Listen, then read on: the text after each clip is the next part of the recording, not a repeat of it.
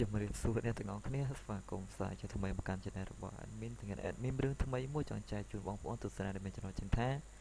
សំឡេងបេះដូងតចំណើសាច់រឿងមួយនេះឆ្ងល់ឆ្ងាញ់ណាជួយជំរុញ Admin ទាំងអស់គ្នាជាដំបូងអត់មានអីបាទេអ្នកគ្នាក៏ចូលក្នុង website របស់ Admin មកក៏ដើម្បីវិធី tinan.com អ្នកគ្នាចង់ stream ខាងក្រោមសាច់រឿងយើងនៅខាងក្រោម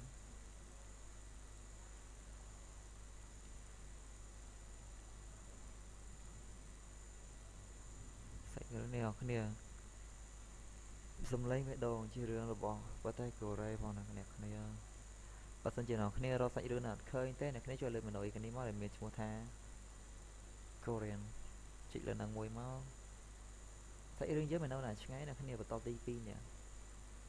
បើសិនជាអ្នកគ្នារកសាច់រឿងណាអត់ឃើញទេអត់មានអីពិបាកវិញឆ្ងាយចឹងនេះគាត់តែចង់វាយឈ្មោះក៏បានដែរពេលខ្លះមានខ្ជិលស្ទើរមែនតើមានចូលចិត្តវាយឈ្មោះចុចលើនេះមកវាយឈ្មោះវាមកសំឡេងបេះដូងអ្នកគ្នា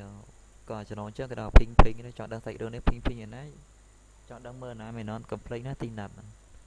ហើយម្យ៉ាងទៀតបើសិនជាអ្នកគ្នាមានតម្រងជាទូរស័ព្ទដៃវិញកាន់តែងាយស្រួលអត់មានអីពិបាកច្រើនទេអ្នកគ្នាគាត់ណាចុចលើម៉ឺនុយនេះមកអេមេរិកអេមានបញ្ជាក់ចឹងចុចលើម៉ឺនុយកូរ៉េមកណាមួយជាសាច់រឿងរបស់ប្រទេសកូរ៉េនេះអត់មានណាឆ្ងាយនេះរឿងបន្តទី2នេះអ្នកគ្នាចុចបាច់មកអេពីសូតទី28ចប់អ្នកគ្នា